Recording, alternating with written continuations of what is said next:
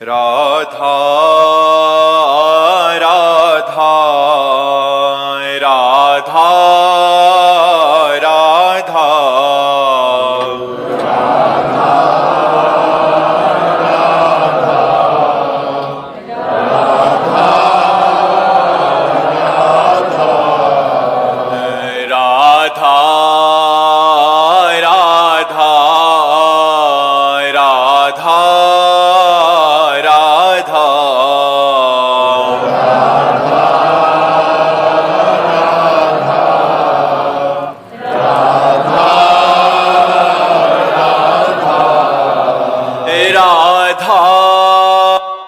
राधा राधा राधा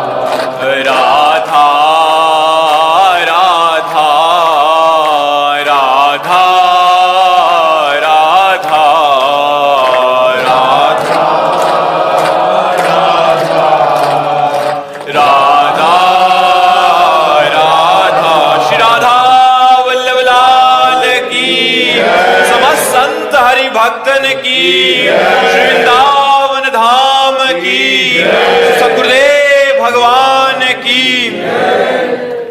महाराज जी, मेरे पति पर राधा रानी की बहुत कृपा हो गई है। वो ध्यान पूजा पाठ में लग गए हैं महाराज जी। उनमें बहुत परिवर्तन आया, मैं बहुत खुश हूँ। लेकिन उनके व्यवहार मेरे प्रति भी परिवर्तित हो गया, जिसकी वजह से मेरा मन बहुत अशांत रहने लग गया है महाराज जी। मैं नहीं चाहती कि मेरे पति सब कुछ छोड़ के वो अपना व्यवहार मेरे प्रति पहले की तरह ही रखें, बट महाराज जी पर फिर भी मन में लगता है कि वो मतलब आपके प्रति पत्नी भाव में उनकी कमी आ रही है।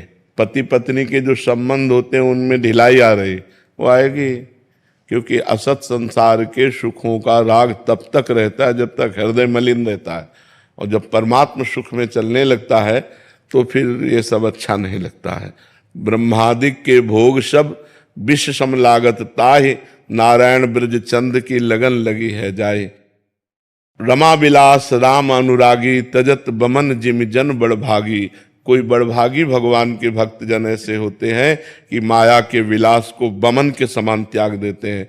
तो हम ये तुम्हारे पति से भी प्रार्थना करेंगे, हमारी बात सुना देना उनको, कि गृहस्थ धर्म का पालन करना भी भगवान की भक्ति है। यदि पत्नी ब्रह्मचर्य से नहीं रहना चाहती तो पति का कर्तव्य है कि पत्नी की आकांक्षा को पूर्ण करते हुए भगवान का नाम जप करे। क्योंकि यदि आपने नाम जप या भगवत भक्ति के प्रभाव से अपने मन को निष्काम बनाना प्रारंभ किया और पत्नी सकाम है तो वो कहाँ जाए?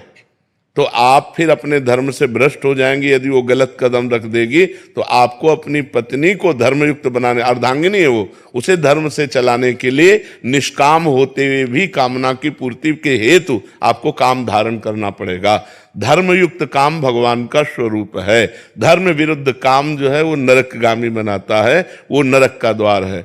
कामः क्रोधा तथा लोभा तस्मात् दैत्यम त्यजेत, वो जो धर्म विरुद्ध है। इसलिए भगवान का आदेश है कि अपनी पत्नी की कामना पूर्ण करने के लिए उचित समय पर शास्त्र संयम के अनुसार धर्मयुक्त काम का व्यवहार करना चाहिए। ये भी भक्ति ही है, ये भक्ति के विरुद्ध नहीं है। खुशी त्यागी जी सोनीपत से। श्री हरिवंश महाराज जी, आपके चरणों में कोटि कोटि प्रणाम। महाराज जी, भागवती की अनुभूति केवल कुछ क्षण के लिए ही महसूस क्यों होती है? वो अनुभूति ही नहीं जो कुछ समय के लिए होती हो। किसका प्रश्न है? नहीं, वो अनुभूति नहीं है। अनुभूति वो होती है भागवती, एक बार अनुभूति हुई वो उसी में तन्मय हो गया, दोबारा तो मत रहे। अब वो रूप थोड़ी हट जाएगा, एक बार दर्शन किया, वो वर्तमान में हर समय बने रहते हैं नेत्रों के सामने, हर समय हृदय में छाए रहते हैं। भागवती की अनुभूति ऐसी थोड़ी कभी हुई थी, नहीं, ऐसा नहीं है, अभी अनुभूति हुई ही नहीं। जब अनुभूति होगी तो ब्रह्मानुभूति, भगवदानुभूति, ये ऐसी थोड़ी अनुभूति है कि परसों हुई थी। वैसा एक बार हो गई तो खत्म खेल, तुम्हारा मन बुद्धि चित्त हम सब उसका गुलाम हो जाएगा, उस आनंद का दूसरा कोई अस्तित्व नहीं रहेगा। जैसे पारस के स्पर्श से निकृष्ट लोहा स्वर्ण हो जाता है, ऐसे भगवत अनुभूति से प्राकृतिक मन बुद्धि चित्त ये सब ब्रह्माकार हो जाते हैं, भगवदाकार हो जाते हैं। फिर अनुभूति का मतलब क्या कि वो छोटी छोटी अनुभूतियां होती रहे, ये अनुभूतियां ऐसे ही गुणों के अनुसार होती हैं। देखो अपने अंदर जो अभी आनंद आता है वो आनंद कोश से आता है। 5 कोश हैं, विज्ञानमय कोश, मनोमय कोश, अन्नमय कोश, आनंदमय कोश, ऐसे 5 कोश हैं। इन कोशों से आनंद आ रहा है। अभी परमात्मानंद की अनुभूति थोड़ी हुई, परमात्मानंद की जो अनुभूति होगी वो कभी हटने वाली नहीं। छिने घटे छिन बढ़े सो तो प्रेम न होए, अघट प्रेम पिंजर बसे प्रीति कहावे। सो थोड़ी देर भगवदानंद, फिर विषयानंद। वो कोई भगवदानंद था, वो सतोगुण का आनंद था। अब रजोगुण आ गया, भोगानंद आ गया। जो गुणातीत होता है वो भगवदानंद होता है, और जो भगवदानंद होता है वो निरंतर होता है, वो निरंतर बढ़ता रहता है, प्रतिक्षण वर्धमानम, वो कभी कम नहीं होता। एक बार अनुभूति हो जाने के बाद जीवन मुक्त हो जाता है, उसे बार बार अनुभूतियों की जरूरत नहीं होती। हाँ, उन्हीं लीला की विभिन्न अनुभूतियाँ होती, लेकिन एक बार परमात्मा अनुभूति होने के बाद उसका जन्म और मरण ये सब मिट जाता है, कर्म बंधन नष्ट हो जाते हैं, जड़ चेतन ग्रंथि का भेदन हो जाता है। ऐसा थोड़ी भगवदानंद का अनुभव होता है कि कल हुआ था आज नहीं है। ये तो साधन की बात है कि कल भजन में आनंद आ रहा था, आज नहीं आ रहा। कल हमारे अच्छे अच्छे स्वप्न आ रहे थे, आज नहीं आ रहे। तो ये सब गुण के अंतर्गत है ना, गुणातीत है भगवदानंद। जो सतोगुण, रजोगुण, तमोगुण, जागृत स्वप्न सुषुप्ति तीनों से परे है, वो तुरीय तत्व परमात्मा आनंद है। आदित्य कुमार मिश्रा जी, गोकर्ण। श्री हरिवंश।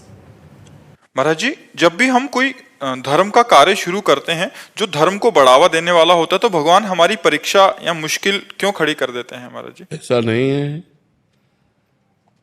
तुम्हारी मान्यता है। धर्म का कार्य है ही अधर्म से लड़ते हुए जाना।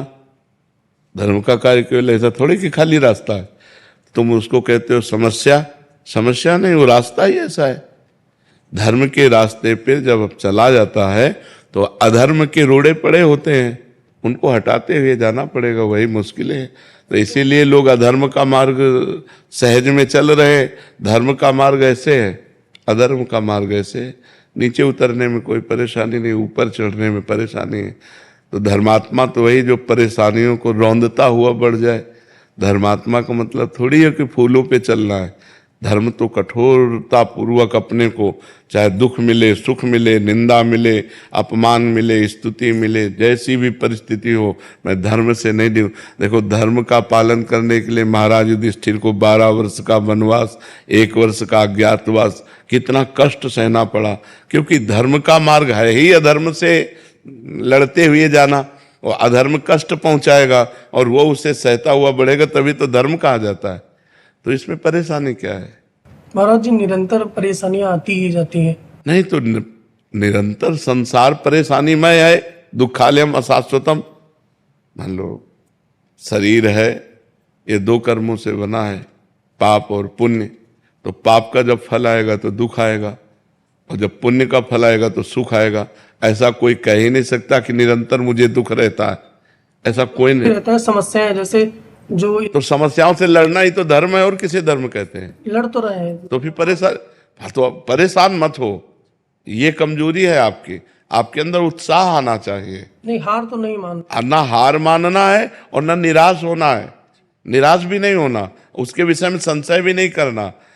देखो, अगर धर्म का मार्ग सहज होता तो सब लोग चल देते ना। जो भगवान का मार्ग है, जो धर्म का मार्ग है, वो सहज नहीं है। अधर्म का त्याग करने पर ही हम धर्म से चल सकते हैं। और सहज में हमारी प्रवृत्तियां अधर्म में लगी रही हैं। इसलिए जब जब हम धर्म की तरफ कदम उठाते हैं तो एक कठिनाई, एक परेशानी, एक समस्या, किसी का सपोर्ट ना मिलना, जिसको सपोर्ट दो वो भी आपका विरोध करे, ऐसा मार्ग है ये। इसीलिए लोग हार जाते हैं कि यार कम से कम हम आपका हित कर रहे हैं, आपका मंगल कर रहे हैं, तो आप हमारा बुरा तो ना करो, थैंक यू ना बोलो तो बुरा भी तो ना करो। लेकिन ऐसा नहीं, वो बुरा करेगा और फिर आपको धर्म में चलना, तभी तो धर्मात्मा हो। तभी तो कहा जाता वाह कि आपने उसको उठाया और वो उठकर आपको गिराने की चेष्टा कर रहा है, फिर भी आप उसका बुरा नहीं कर रहे और संभल कर चल रहे, तभी आप धर्मात्मा कहे जाएंगे। इसलिए धैर्य पूर्वक चलो, और ये धैर्य है भगवान नाम। जितना नाम जप करोगे उतने आप धर्मात्मा पुरुष बनोगे। महात्मा धर्मात्मा वही होता है जो भगवान से जुड़ा रहता है। जो भगवान से नहीं जुड़ेगा वो धर्म में नहीं चल पाएगा, वो भगवत मार्ग में नहीं चल पाएगा, क्योंकि इसमें बहुत बड़ी हिम्मत चाहिए ना, बहुत सहनशीलता चाहिए। ये कोई हंसी खेल का मार्ग तो है नहीं, पक्का समझो। धर्म का मार्ग ऐसा है कि एक आदमी गिर रहा है, आप उठा रहे हो और वो उठ के खड़ा होकर आपको ही पीटेगा, और आपको चुपचाप सह करके उसको पीटना नहीं है, क्योंकि पक्का विश्वास रखना मेरी गलती नहीं है, मैंने इस गिरे हुए को उठाया है, अभी अपने स्वभाववश मुझे पीट रहा है, इसलिए इसको भी नहीं पीटना है और मुझे निकल जाना है। ये बहुत बड़ी बात है, ये बहुत बड़ी बात, तभी तो उसकी जय बोली जाती है। ऐसे थोड़ी जय बोली, धर्मात्माओं की जय बोली जाती है। समझ पा रहे ना आप जी। ऋचा सक्सेना जी, लखनऊ। जय सीताराम गुरुदेव। जय सीताराम महाराज जी, आपके चरणों में कोटि कोटि प्रणाम।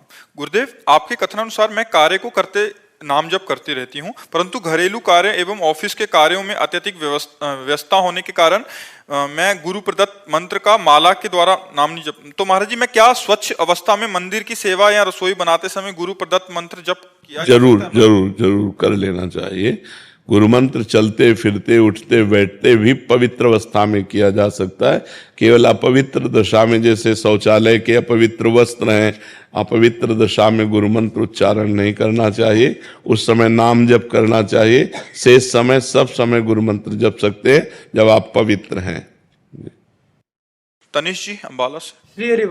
श्री हरिवंश महाराज जी 2 महीने से साधन भजन बहुत विघ्न हो रहा है महाराज जी। ब्रह्म मुहूर्त में जो ध्यान करते थे उसमें भी अब नींद आती है, नाम जब कम सा हो गया है। आपने जो तरीका बताया था कि एकांत में सभी संतों का ध्यान करके क्षमा भी मांग ली, किंतु फिर भी वही स्थिति है। वैसे महाराज जी कोई अपराध तो नहीं बना पड़ी? कोई हो सकता है कोई अपराध ना बना हो, लेकिन अब जैसे जैसे जवानी का स्वरूप आएगा वैसे वैसे काम क्रोध लोभ मोह मद मत्सर प्रमाद नींद ये सब पर इसमें लड़ा जाता है। अब जैसे हम ब्रह्म मुहूर्त में भगवान का चिंतन कर रहे हैं, हमें नींद आ रही, हम खड़े होकर चिंतन कर रहे हैं। अब तुम तो मतलब गृहस्थ आश्रम में जाना है इसलिए तुम नहीं लगा के पद्मासन सिद्धासन बैठो, नींद आ जाए तो बताओ, पसीना पसीना हो जाओगे, नींद की तो बात ही क्या है। कभी पद्मासन लगाया है? 48 मिनट के बाद की अनुभूति बताओ।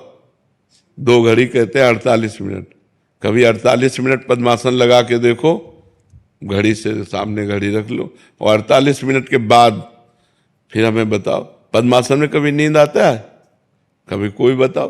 पद्मासन लगा के बैठ जाओ, नींद आ जाए तो हमें बता देना। तो नींद आए तो मान लो आप लोग नहीं पद्मासन लगाओ तो खड़े हो जाओ, टहलने लगो माला लेकर। नींद को नींद का टाइम दो। हम कहते हैं 6 घंटे टाइम दो नींद को, 24 घंटे में एक हिस्सा नींद को दे दो।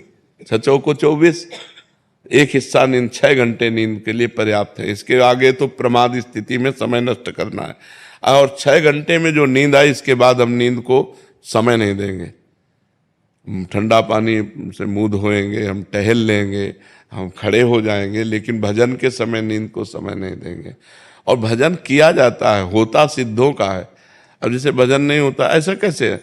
मान लो भजन नहीं होता, अब बोलो राम राम, तो हो रहा है कि नहीं हो रहा?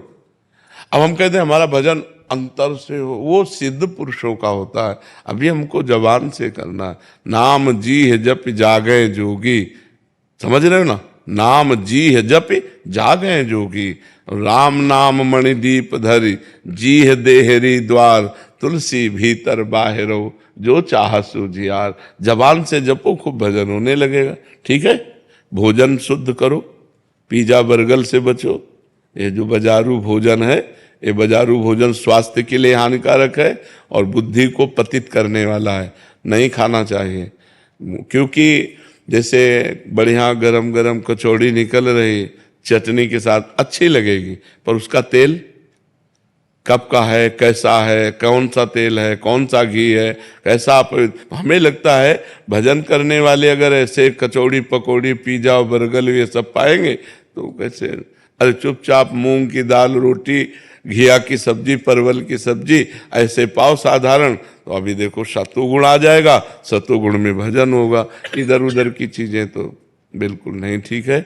और आजकल बच्चे ज्यादा यही पसंद करते हैं, मतलब नूडल और वो चाउमीन, क्या कहना, मानो परम पद मिल गया। तो ये चीजें, अच्छा हम देहात में पैदा हुए तो जिंदगी में इनके नाम ही नहीं सुना था। तो रोटी दाल सब्जी मीठा में जैसे पेड़ा है गुलाब जामुन है, अपने लोग अरे देसी घी महकता हुआ गाय का छुपरो रोटी में और बढ़िया सब्जी से पाव, ये ईजा पीजा है सब बेकार की चीज है। तो खान पान भी सुधारो तभी भजन में रुचि होगी। ठीक है। धर्मपाल जी दिल्ली से। राधे महाराज। राधे राधे महाराज जी। महाराज जी, प्रेम किससे होता है, प्रेम क्या है, मुझे कैसे पता चलेगा मुझ में प्रेम बढ़ रहा है? शायद दिल को कोई मसला करे, इसको ही इश्क कहते हो। अपने प्यारे की याद में एक दिल की जो मैं ऐसा जानती, प्रीत किए दुख होए, नगर ढिंढोरा पीटती अजी प्रीति न करियो कोई। भगवान के लिए ही प्रीति शब्द सार्थक है। संसार में तो सब लोग किए हुए हैं, हाथ कुछ नहीं लगता। प्रीति की सार्थकता, प्रेम शब्द की सार्थकता भगवान पर है। जब भगवान की याद करके रोना आने लगे, इतने दिन हो गए आप मिले नहीं, और मैं निर्बल हूं, कैसे प्राप्त करूं आपको? आप अव्यक्त हैं, आप सब जगह हैं, पर मेरी क्षमता नहीं कि मैं आपको देख सकूं। हे नाथ कृपा करो। और प्रतिपल भगवान के प्रति आर्त भाव, रुदन, भगवत चिंतन, भगवत लीला कथाओं के श्रवण में अत्यंत आसक्ति, यही प्रेम के लक्षण है। भगवान का चिंतन करना ही प्रेम प्राप्ति का उपाय है। भगवत प्रेमी महात्माओं का संग करना ही भगवत प्रेम प्राप्ति का उपाय है। समझ पा रहे हैं आप? महाराज जी, मैं परचून की दुकान करता हूँ। जो भी कस्टमर आता है मैं उनको बोलता हूँ राधे राधे बोलो, वो राधे राधे बोलते हैं, फिर उनको मैं सामान देता हूँ। कुछ गलत तो नहीं करता? अरे बहुत बढ़िया काम करते हो भैया। दूसरों से भी भगवान नाम उच्चारण करवाते हो, उनका भी मंगल और आपका भी मंगल। बहुत सुंदर है, बहुत सुंदर। विवेक जी। राधे राधे स्वामी जी।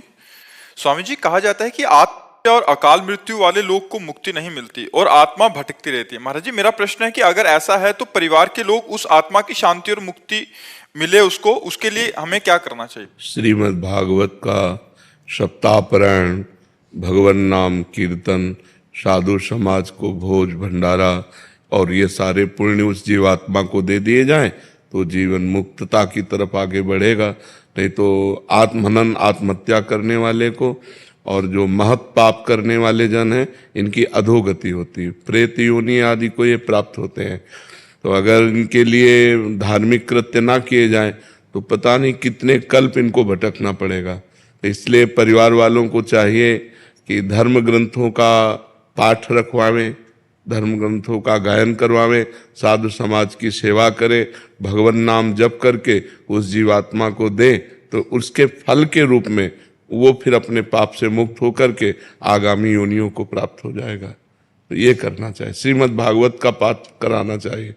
श्रीमद् भागवत में महात्मा में आता है कि एक धुंधकारी नाम का आदमी जो था वो बड़ा पापी था, कई वैश्याओं से संसर्ग करता था, हिंसा करता था, चोरी करता था। तो एक दिन वो कहीं राज खजाने से चोरी करके लाया, तो वैश्याओं ने सोचा कि अगर हम इसको मारती नहीं हैं तो एक दिन राज कर्मचारी सब धन पकड़ के ले जाएंगे, हमको भी पकड़ के ले जाएंगे और ये मारा जाएगा, तो मारा जाना निश्चित है। तो उन पांचों वैश्याओं ने उसे बांध दिया सोते हुए और उसके मुख में आग के अंगारे रखे, फिर भी नहीं मरा। तो गला घोट करके किसी तरह उसको मारा, तो वो अधोगति को प्राप्त होकर प्रेत योनि को प्राप्त हुआ, भयंकर प्रेत। तो उनके एक भाई थे गोकर्ण जी, बड़ी कथा है।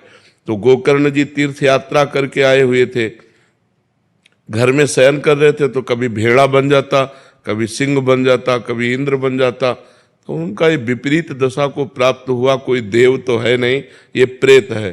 तब पूछा तुम कौन हो, तो उसकी बोलने की सामर्थ्य नहीं थी। तो उन्होंने गायत्री मंत्र जप करके जब उस पर जल छिड़का तो उसके पाप थोड़े नष्ट हुए। तो वो बोला मैं तुम्हारा भाई धुंधकारी हूँ, पाप करने के कारण मैं प्रेत योनि को प्राप्त हो गया हूँ। उनका तुम्हारे लिए तो मैंने पिंडदान किया है। बोले उससे मेरा कल्याण होने वाला नहीं। तब गोकर्ण जी ने भगवान सूर्य से पूछा, तो भगवान सूर्य ने श्रीमद् भागवत महापुराण बताया। तो 7 दिन में श्रीमद् भागवत के श्रवण मात्र से धुंधकारी प्रेत योनि से मुक्त होकर भगवान के पार्षद स्वरूप को प्राप्त हुआ और सबके बीच में विमान आया और बैठकर भगवान के धाम को गया। तो जो अधोगति को प्राप्त जीव हैं उनके कल्याण के लिए श्रीमद् भागवत, भगवान नाम कीर्तन, साधु सेवा, नाम जप ये करके उसको प्रदान किया जाए तो उसका कल्याण निश्चित हो जाएगा, निश्चित। मीत राव जी, श्री राधा वल्लभ श्री हरिवंश महाराज जी, आपके चरणों में कोटि कोटि प्रणाम। महाराज जी, सत्संग में एक बार सुना था कि जो दीन है वही अनन्य है, जो अनन्य है वही दीन है। महाराज जी, दीन का तात्पर्य होता है अहंकार रहित पुरुष। दीन कोई गरीबी को नहीं कहते। जो ये दैन्य शब्द है अहंकार रहित। भक्तों में बड़ी दीनता देखी जाती है, विनम्रता देखी जाती है, बड़ी शालीनता देखी जाती है, गंभीरता देखी जाती है। वो अहंकार रहित होते हैं। ये अहंकार ही सृष्टि का मूल है, जो हमें अज्ञान में फंसाकर, देह भाव में फंसाकर नाना प्रकार के कर्म करवाता है। संस्कृति मूल शूल प्रद नाना, सकल शोकदायक अभिमाना। ये समस्त दुखों को देने वाला अभिमान। जैसे मैं पुरुष हूँ, मैं धनवान हूँ, मैं विद्वान हूँ, मैं कुलवान हूँ, बहुत प्रकार का अभिमान होता है। ये अभिमान ही दुख देने वाला है। अगर ये अभिमान भगवान की कृपा से नष्ट हो जाए तो उस स्थिति का नाम दैन्य है। यही दरबार दीन को आदर रीति सदा चली आई। दीनता, कोई अभिमान नहीं, अपने को सबसे छोटा समझना। तो ये दीनता भगवान के भजन से, शास्त्र स्वाध्याय से जब ज्ञान प्रकट होता है तब आती है कि सब में वही राम रमा हुआ है, किससे अभिमान करें। यहाँ भी वही है, सब में वही रमा हुआ है, इसलिए वो दैन्य हो जाता है, अहंकार नष्ट हो जाता है। जब हम दूसरे को देखते हैं तब अहंकार आता है, जब अपने इष्ट को देखते हैं तो अहंकार नष्ट हो जाता है। तो इष्टाकार वृत्ति, भगवदाकार वृत्ति, ये ब्रह्माकार वृत्ति, ये भजन से आती। जितना नाम जप करोगे उतना ही आपके अंदर शुद्ध ज्ञान होगा, और जितना शुद्ध ज्ञान होगा तब उतना अहंकार नष्ट होता चला जाएगा। अहंकार नष्ट हुआ पूरा कि आप जीवन मुक्त हो गए। और उसी अहंकार की नष्ट स्थिति का नाम दैन्यता है। दैन्यम, दीनता। जो भक्ति में वह दीनता, सबके प्रति प्रिय भाव, मधुर भाव, अपने को सबसे तृणादपि सुनीचेन तरोर्यु सहिष्णुना अमानिना मान देन कीर्तनिया सदाहरि। अपने को सबसे तृण से भी नीच समझना और वृक्ष के समान सहनशील होना, दूसरों को मान देना, दूसरों से मान न चाहना, ये भजन करने वालों के अंदर दीनता होती है। तृणादपि सुनीचेन तरोर्यु सहिष्णुना। सबहि मान प्रद आप अमानी। सबको मान देते हैं, लेकिन अगर उनको कोई प्रणाम या मान देने लगे तो मैं योग्य नहीं हूं, ऐसा उनके नहीं। सबहि मान प्रद आप अमानी। ऐसे प्राणी जगत को पावन करने वाले होते हैं, जिनके अंदर ये दीनता आ जाती है कि मैं तो किसी योग्य नहीं, अधम जीव हूं, सब में मेरा प्रभु विराजमान है। और सबसे झुक के रहना, ये दीन भाव भक्तों में देखा गया है। बहुत प्रिय भाव, बहुत मधुर भाव, सबको सम्मान देना, आप अमानी रहना, अहंकार रहित, ये भागवतिक गुण है। दीनता भगवान को बहुत प्रिय। ये दरबार दीन को आदर रीति सदा चली आई। जे दीन प्यारे वेद पुकारे द्रवहु सो श्री भगवाना। दीन जिसको प्यारे हैं, तो दीन बनना नाटक करना नहीं। जैसे ये नाटक हो सकता है जब सामने से कोई कहे, अपने को लगे कि हाँ मैं ऐसा हूं प्रभु, आप जैसा करें मैं, और अपने को गुस्सा ना आए तो समझो कि हमारे अंदर दैन्यता जागृत हो, क्योंकि अहंकार रहित पुरुष को फिर क्रोध नहीं आता।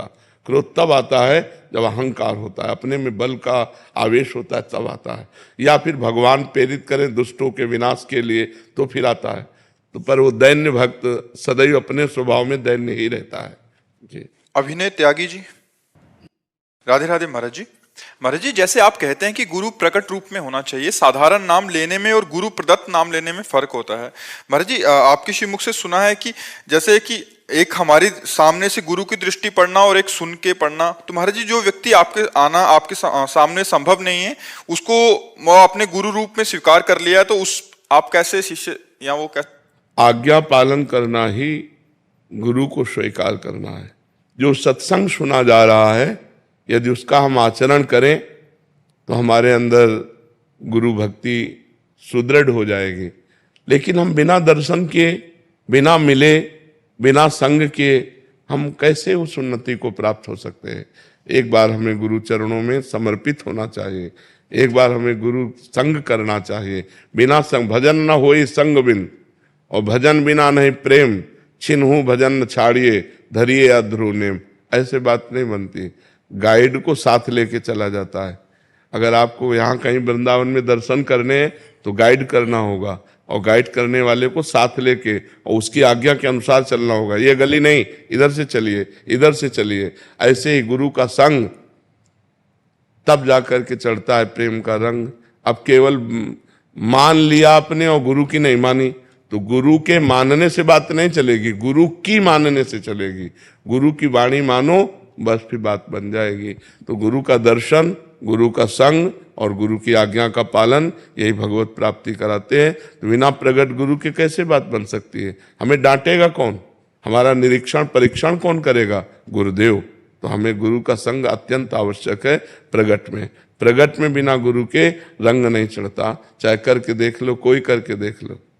महाराज जी, जैसे आपके हजारों शिष्य हैं महाराज जी, तो प्रकट में महाराज जी हर एक को आपका संग तो? हाँ, तो प्रगट में दर्शन करना, महीना हम कहते हैं महीने 2 महीने 4 महीने में आओ, इसके बाद मोबाइल से सत्संग सुनते रहो, आज्ञा का पालन करो, कनेक्शन बनाए रखो। अगर कनेक्शन बनाए न रखे तो केवल मानने मात्र से थोड़ी बात हो जाए। अंदर जो जलन होती है महाराज जी, वो भी डांट ही होती है। और क्या, गुरुदेव का अगर आप पूर्ण रूप से अनुशासन स्वीकार करेंगे तो थोड़ी भी गलती आपके हृदय को जलाएगी, आपका सुधार करेगी, आपको गलतियों से बचा करके सतमार्ग में चलाएगी। तो गुरु का सानिध्य तो अत्यंत आवश्यक है। गुरु के दरबार में जाना, मत्था टेकना, उनके चरणों में बैठना, उनकी चरण रज लगाना, इसी से तो हमें सामर्थ्य आएगी उनकी आज्ञा का पालन करने की। अगर हम उनका संग न करें तो मनमानी आचरणों, हवा इतनी गंदी चल रही माया की कि आप देखो, इधर से निकलो बाहर देखो उसका क्या रंग चढ़ता है। अब यहाँ आके बैठे हो तो यहाँ का क्या रंग चढ़ता है आप देखो, यहाँ कैसा आपको अनुभव हो रहा है और बाहर कैसा अनुभव हो रहा है। तो मोबाइल भी चार्ज करना पड़ता है, नहीं चार्ज करना पड़ता? तो ऐसे महीना 2 महीना में अपने को चार्ज करते रहो, किसका प्रश्न है? हाँ, गुरुदेव के दर्शन करना, इससे हम चार्ज होते हैं, हमारे अंदर पावर आता है। ऐसा थोड़ी मोबाइल से और प्रगट से अंतर है। मोबाइल से पावर थोड़ी आएगा, मोबाइल से तो जो तुम पकड़ पाओ सो पकड़ पाओ, और यहाँ तुमको पकड़ाया जाएगा, यहाँ तुम्हारे अंदर पावर जाएगा। दर्शन, स्पर्श, संभाषण, वो परमाणु प्राप्त होते हैं। इसलिए प्रगट में गुरु के सानिध्य की विशेष आवश्यकता है। अंशुल त्यागी जी। राधा राधा। राधे राधे महाराज जी। महाराज जी, मेरा सवाल है कि कई बार इंसान की जिंदगी में अचानक बहुत सारी जिम्मेदारियां आ जाती हैं, जिसके चलते सब भूलकर बस पैसा कमाना, परिवार चलाने में लग जाता है। ऐसे में अब उस व्यक्ति को कैसे भगवत प्राप्ति होगी और कैसे वो इस मार्ग पे आगे बढ़ सकता है? परिवार के सदस्यों को भगवान का स्वरूप समझो, उसमें भगवान है ना। बिना भगवान के कोई एक कदम भी नहीं चल सकता। भगवान पावर है, जैसे आपके अंदर है ना, तो आपका जो ढांचा है ये आप नहीं है। मनुष्य शरीर रूपी ढांचा आप नहीं है। इसमें परमात्मा का पावर जो है, वही चलन फिलन डुलन हलन, अगर वो ना हो तो इसका बड़ा अनादर किया जाता है। शरीर को गाड़ दिया जाता है, फेंक दिया जाता है, जला दिया जाता है, नहीं कर दिया जाता। तो परिवार में जो हमारी पत्नी है, जो हमारे पुत्र हैं, जो हमारी बेटी है, जो हमारे परिवार के जन हैं, वो हमारे भगवान उनमें विराजमान है। नाथ सकल संपदा तुम्हारी, मैं सेवक समेत सुतनारी। और उनकी सेवा के लिए, जैसे हम मंदिर में भगवान की सेवा करते हैं, ऐसे तुम पत्नी में, पुत्र में, माता पिता में, बेटी में, परिवार में भगवान की भावना करो और खूब मेहनत से धन कमाने की चेष्टा करो। प्रारब्ध के अनुसार धन आता है, अपनी चेष्टा के अनुसार नहीं आता। कोई बहुत मेहनत करते हैं, बहुत थोड़ा लाभ होता है। कोई बहुत कम मेहनत करते हैं, बहुत लाभ होता है। कोई बहुत कम दिमाग के होते हैं लेकिन करोड़ों पर खेलते हैं। कोई बहुत दिमाग वाले होते हैं लेकिन खाने को भी नहीं होता। इसमें पूर्व का प्रारब्ध काम करता है।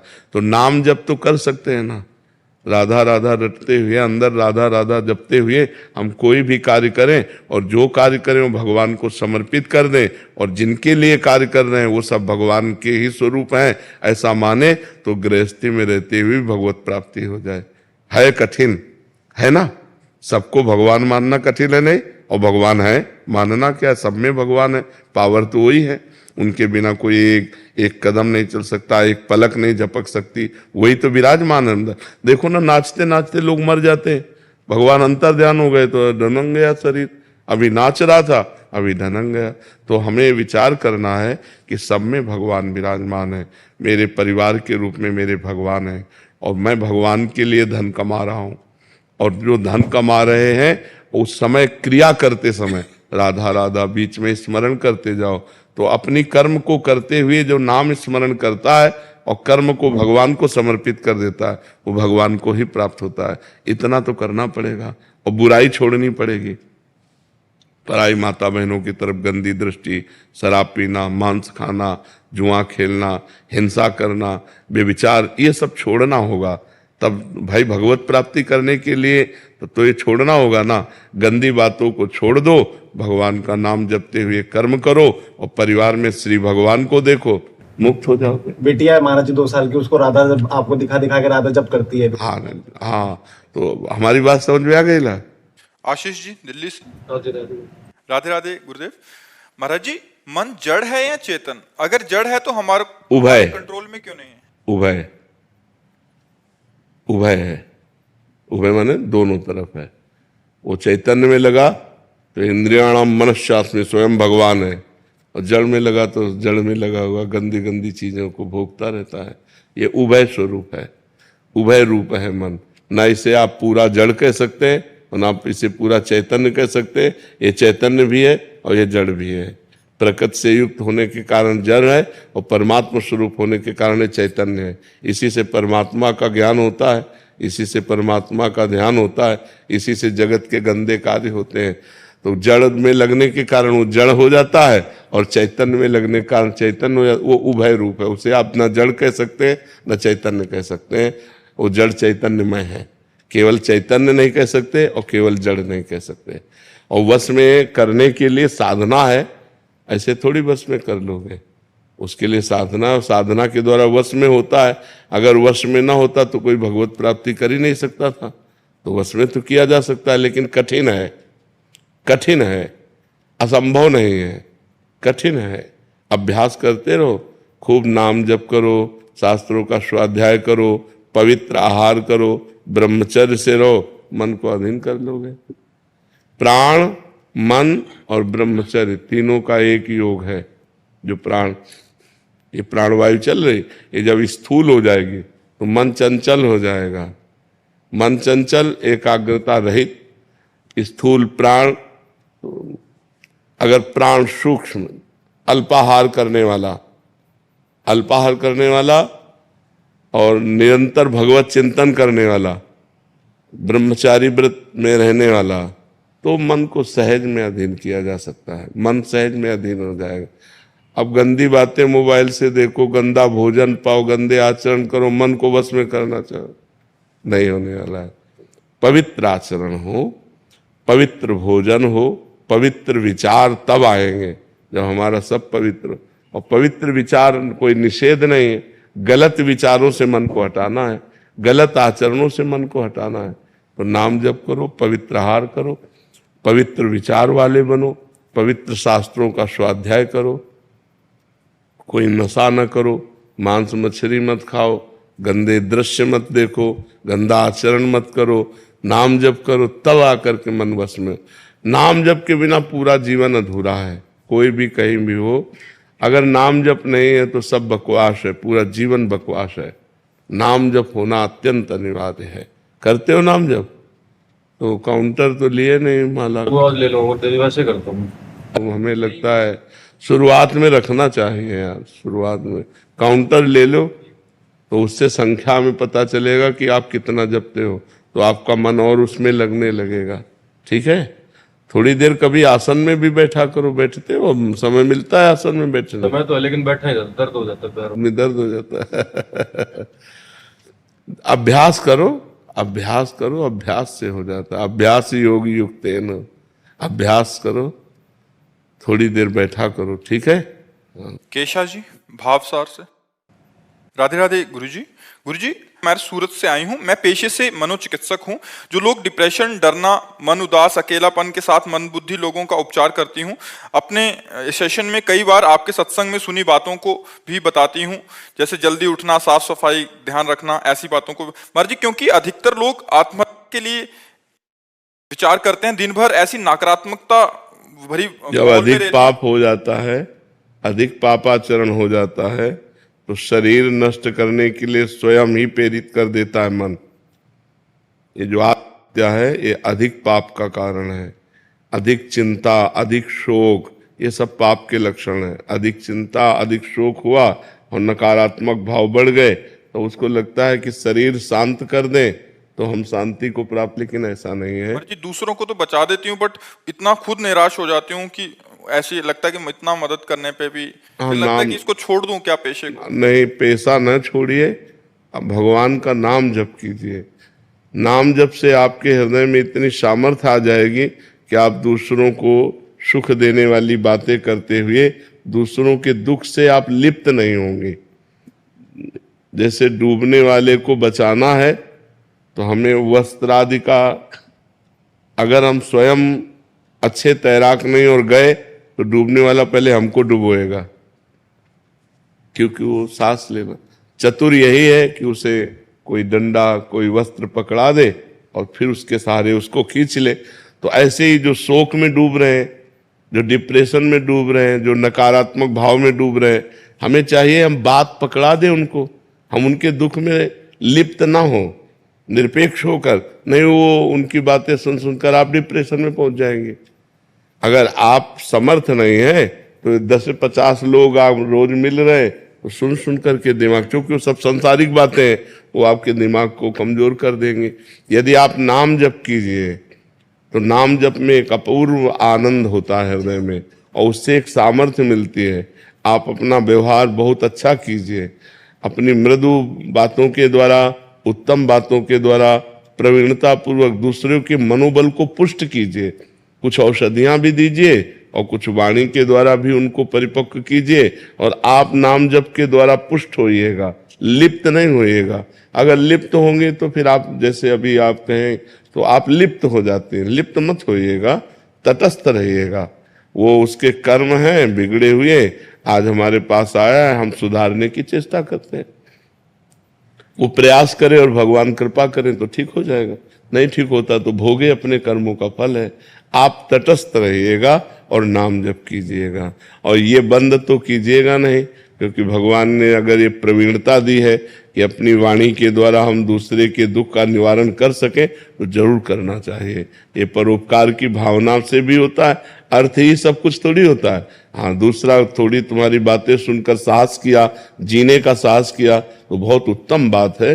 वो जहाँ निगेटिव में जा रहा था उसे पॉजिटिव में लाइए तो बहुत उत्तम बात है। इसे छोड़ने की तो बात कीजिएगा मत, इसे और बढ़ाइएगा और आप बलवान बनिएगा। सत्संग सुनिए, नाम जप कीजिए तो आप आत्म बलवान हो जाएंगे। अध्यात्म बल से बलवान व्यक्ति सबके दुख को दूर करके स्वयं सुखी हो सकता है। और जी इनका एक शंका और थी कि नई नई शादी हुई है तो कह रहे थे कि बच्चे पे इसका प्रभाव तो नहीं पड़ेगा जो वार्तालाप हो रही है, या कुछ समय के लिए छोड़ दूं ऐसा?